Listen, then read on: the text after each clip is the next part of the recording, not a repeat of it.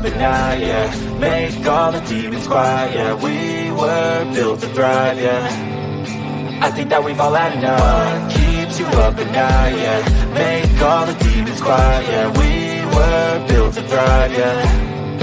I think that we've all had enough, yeah. I think that we've all had enough. Sick of dealing with the old plan. They know that we're calling it wrong.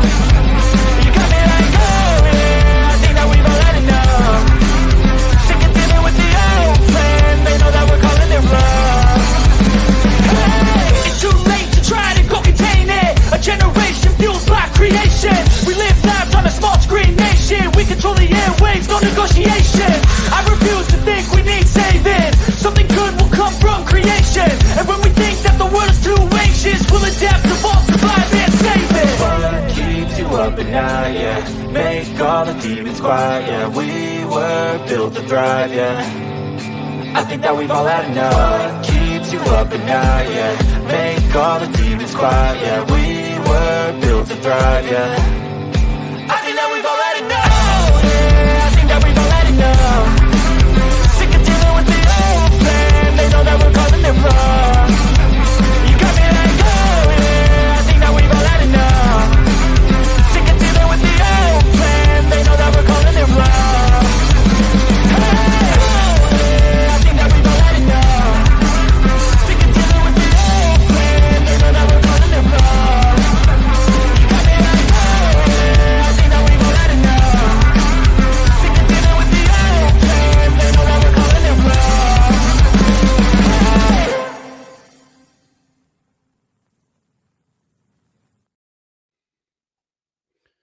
Hi there, and welcome to Sovereign Soul Unchained Mind.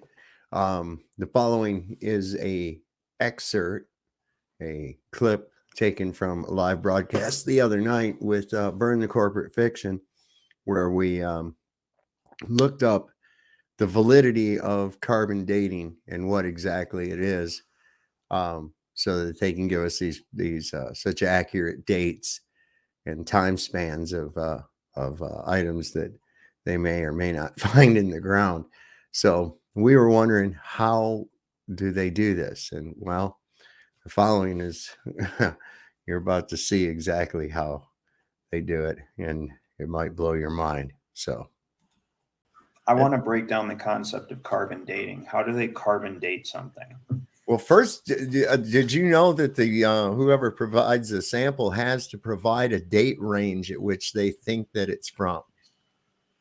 Right. Well, I'm saying, how do they carbon date though? So they know the half-life of carbon, right? Or something, right? Supposedly. Which is how long? Oh, Well, let's look it up. I want to see. Let's see how they carbon date. I'm going to look it up right now because all right. I've never been able to, even my wife is like, I just don't understand how they can say that they know something is fucking a billion years old or even millions of years old or thousands, right? Without it actually being on record. And you can only really carbon date organic things, I believe. Or something that like is historically like, hey, we wrote this at this time, and you know that you know, and you found it hermetically sealed somewhere that was just discovered. You know what I mean? So it says radiocarbon dating is a method of estimating the ages of archaeological specimens of biological origin, right? The method uses the decay of carbon-14, right? And that's what I was thinking, a radioactive isotope of carbon to estimate how long something has been dead. Carbon-14 is continuously being transformed by a neutron bombardment into radioactive nuclei of carbon-14. And some of those radiocarbon atoms find their way into living trees and other plants in the form of carbon dioxide as a result of photosynthesis. When a tree is cut down, photosynthesis stops and the ratio of radiocarbon atoms to stable carbon atoms begins to fall as the radiocarbon decays. The ratio of 14C /12C in the specimen can be measured and enables the time that has elapsed since the tree was cut down to be calculated. What the fuck does that even mean? That was like a non-answer answer. right? And maybe this isn't my forte. Maybe I'm just not understanding. Maybe Well, that I was don't know. It sounds like it sounds like a so. lot How of. do they know how long that takes? I know, that's what I'm saying. Well, it's all going to be based off of an assumed value that they treat as fact. No, I I guarantee it. welcome any sciencey type of guru to please either come on this show or come on my show Yeah, I and want tell to me know too, man. how. I'm genuinely curious. How do you know how long it takes for carbon to break down? Especially if it takes, centuries or millennia. Who started like monitoring that to test and see how long it takes? Like, well, hey, fucking, Aristophanes started monitoring the breakdown of this carbon, and we handed this chain of carbon down through, from one scientist to the next for thousands of years, and each has kept an accurate record of its, degradation until this day. Right? That's what I'm saying, though. Yeah. That's how Because they know how long ago an alien came and jacked off in a pond to start the whole evolutionary process. Aristophanes, well, Aristophanes and his faithful assistant Feces. Come, Feces, bring right, my stick. So shit. Willard Libby's concept of radiocarbon dating, he says, discovered that neutrons were produced during the bombardment of the atmosphere by cosmic rays. Oh my God. Yeah, now you know it's horse shit. Korff predicted that the reaction between these neutrons and nitrogen-14, which predominates the atmosphere, would produce carbon-14. He predicted this. So he said Korff predicted that the reaction between these neutrons and nitrogen-14, which predominates in the atmosphere, because they knew that in 1908, right? Or when did he do? 1945, right? Would produce carbon-14, also called. So he predicted it. And then Libby, it literally says this in this, what is this website? It's American Chemistry Society or something. It's acs.org, and it says Chemistry for Life with a little registered trademark sign next to it. And then it's got your downward pointing, the feminine half of the 6-pointed star with the, yeah. So anyway, it says that Libby cleverly realized. Well, I gotta share this. This is fucking amazing. That is fucking. So it holds about as much water as fucking gravity. Look at that. Can you see that? Yeah, hang on one second. Yeah, man, pull this up. There we go. Look at this. This is how. Let's break this down for a second, right? So it says that where you say Korff, right? So Willard Libby and Sergei Korff discovered that neutrons. How did they discover that neutrons were produced during the bombardment of the atmosphere by cosmic rays? How did they? No explanation of that at all at this point. But we can look into it, right? But it says Korff predicted. He just predicted. So they discovered that neutrons were produced during the bombardment of the atmosphere by cosmic rays. And then Korff then predicted that the reaction between these neutrons and nitrogen-14, which predominates the atmosphere, would produce carbon-14, also called radiocarbon. And then I love the use of language. Look, Libby cleverly realized that carbon-14 in the atmosphere would find its way into living matter, which would thus be tagged with the radioactive isotope. Theoretically, see these predicted and cleverly realized, and theoretically, if one could detect the amount of carbon-14 in an object, which is something that they just predicted exists, right? It doesn't say in here that they discovered this carbon-14. They say predicted it. It said he predicted that this happens if these things are going on, right? And then it literally starts this sentence with theoretically, Okay. Theoretically, if one could detect the amount of carbon-14 in an object, one could establish that object's age using the half-life or rate of decay of the isotope, right? So how do they, here we go, the predictions about carbon-14. Let's see here. He said the concept of radiocarbon dating focused on measuring the carbon content of discrete organic objects, right? But in order to prove the idea, Libby would have to understand the Earth's carbon system. Radiocarbon dating would be the most successful if two important factors were true: that the concentration of carbon-14 in the atmosphere had been constant for thousands of years, right? If two important, how are they going to prove that that's true? That's a bunch of fucking bahooey. No, but literally, I mean, it is just fucking bahooey. it literally says it would be most successful if they can prove that this has been going on for thousands of years. How the fuck? And he predicted carbon-14, right? Like he just says like, hey, if this is going on, I predict this is happening, right? So it says, in absence of any historical data concerning the intensity of cosmic radiation, Libby simply assumed that it had been constant. Cosmic radiation. Right, cosmic radiation. We're going to start with Cosmic that, and anybody who knows like how this shit really works is going to immediately call bullshit. But if we look at how many times theoretically and assumed are Dude, used, the whole globe is fraught with that shit. Everything about how they come up with the globe is fraught with that shit, and they treat it like it's a fact, man. So then it says, fortunately for him, this was later proven to be generally true. I want to see how that is the case. It says it would be necessary to estimate the overall amount of carbon-14. Compare this against all other isotopes of carbon. Based on Croft's estimation that just 2 neutrons were produced per second per square centimeter of the Earth's surface, each forming a carbon-14 atom. Libby count. Here we go. There's the mathematical fucking mental gymnastics.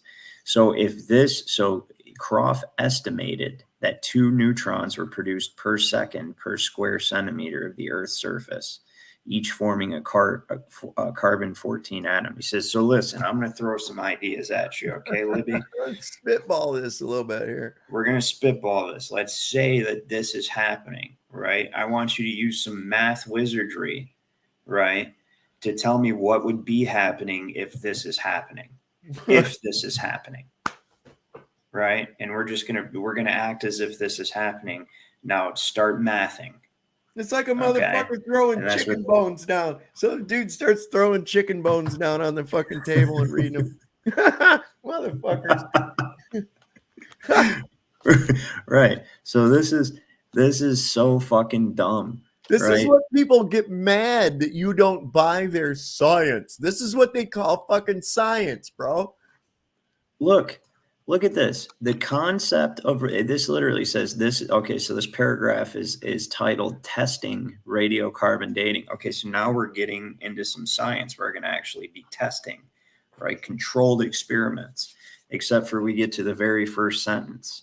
The concept of radiocarbon dating relied on the ready assumption that once an organism died, it would be cut off from the carbon cycle, thus creating a time capsule with a steadily diminishing carbon-14 count. So already when we're testing, right, we're relying on an assumption that cannot be tested, right? Living organisms from today would have the same amount of carbon-14 as the atmosphere, whereas extremely ancient sources that were once alive, such as coal beds or petroleum, which is another load of horseshit. Oh my God.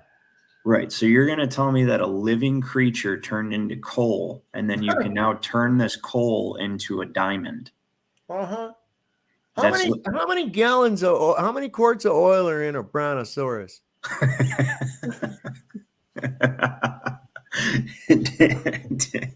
Dude, right?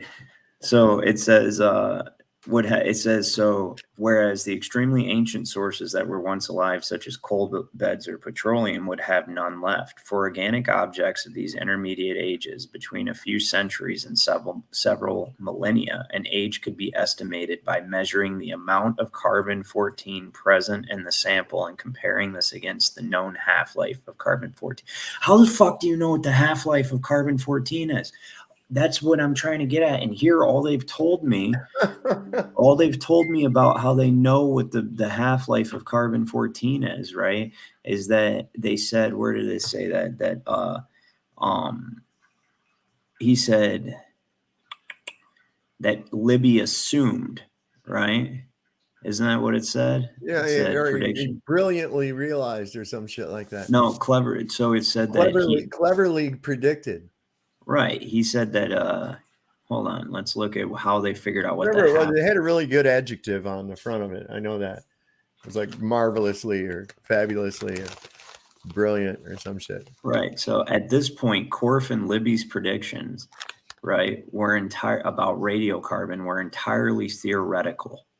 In order to prove this concept of radiocarbon, so his predictions about radiocarbon, so this shit hadn't even been predicted to exist. So what they sat down and they said, listen, I imagine that this exists, and if this is happening, so if this exists and this is happening, and then we can assume that it has existed all along, right? Because we're already assuming that it exists, and we're predicting this, right? And then if it does, then it must break down at this rate right here, right? And now this is what they've been using to tell you things are fucking tens of thousands of years old ever since.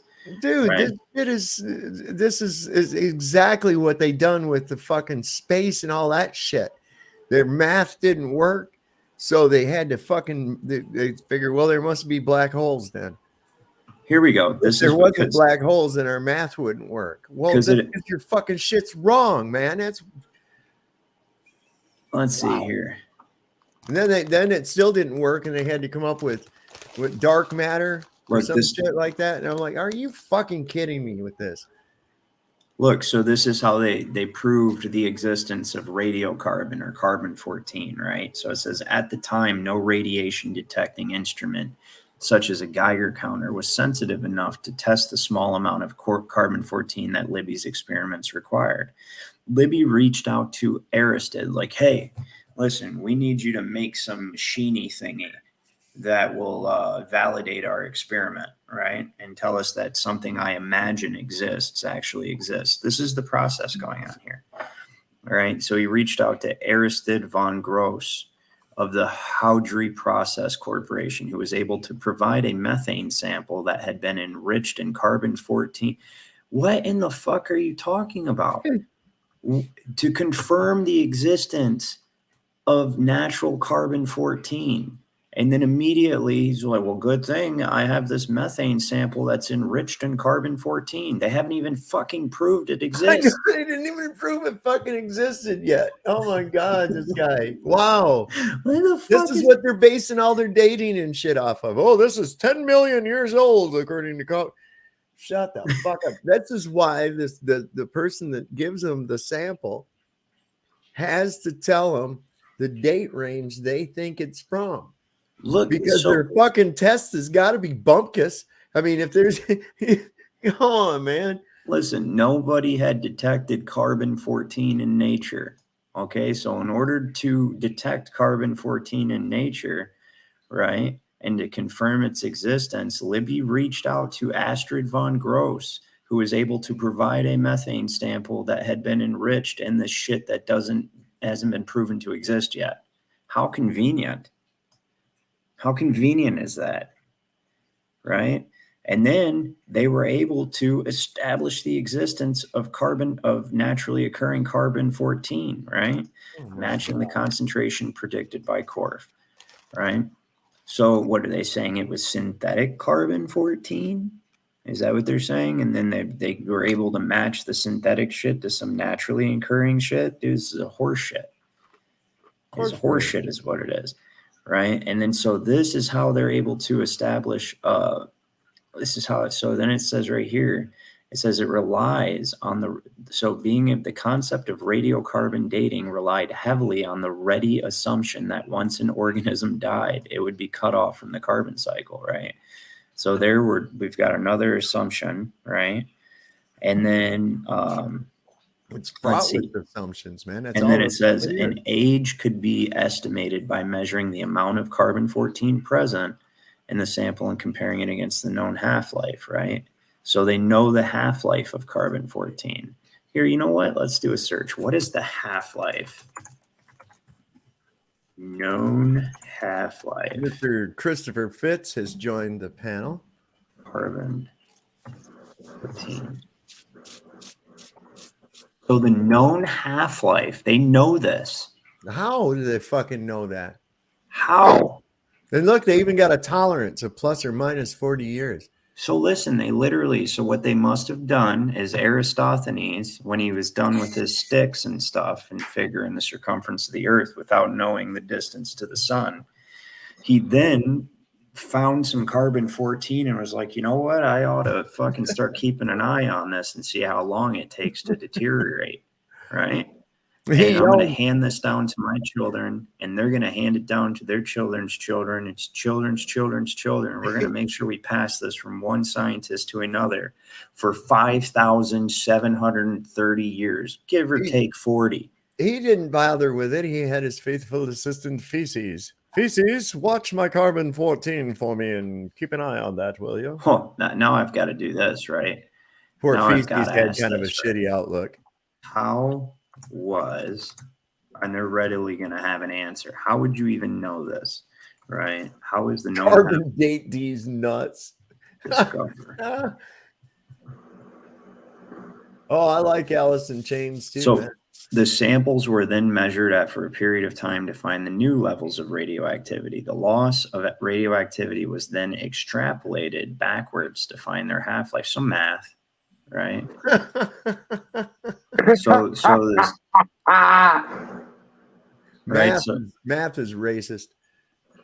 So then it says, it basically says, oh, here we go. The level of radioactive carbon is assumed to be equal to the level of radioactive carbon in the atmosphere, which is assumed to have remained constant. So these are two assumptions they're making right now, right? They assume that the level of radioactive carbon is assumed to be level to the level of the radioactive carbon in the atmosphere, which is assumed to have remained constant throughout the history of the Earth. An assumption known to be wrong, but necessary for the calculations. What in the fuck? So now we know that our assumptions are wrong, but we need these for our calculations to validate what we're saying. That's just fucking wow. It's just like when I was looking into how they figured out. Holy fuck, dude. Oh, wait. Son. It's not even, you're not even seeing this, are you? I'm sorry. I apologize. I'm seeing because it. you guys got to see this shit. No, Yeah, you didn't see what I just showed you. Look at this. Oh, so I did, how is the known half-life of carbon determined, right? No, I'm literally showing you this is literally what this guy is saying. Okay, from Earth Science, Socratic questions and answers, right? So here we go. It says the level of radioactive carbon is assumed to be equal to the level of radioactive carbon in the atmosphere, which is assumed to have remained constant throughout the history of the Earth. An assumption known to be wrong, but necessary for the calculations. Literally says this. This guy believes this shit, right? And then the samples were then measured after a period of time to find the new levels of radioactivity. And then based on these wrong assumptions that we have already made, right, we were able to extrapolate it using math to find the half-life. It's all wrong, right? So what I'm going to do, Dad, is I'm going to assume that even though you live in Virginia, your house is actually a mile down the road, right? And then I'm going to also assume that I can travel at 50 miles per hour on foot, right? And now both of these assumptions are wrong, but those are necessary for me to tell you that I'll be there in a minute or two.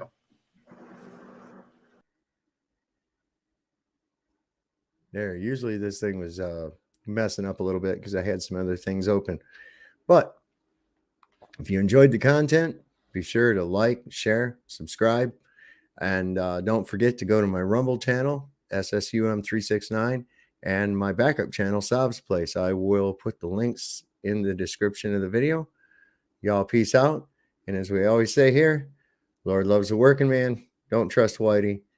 See a doctor and get rid of him. Y'all peace out. Good night.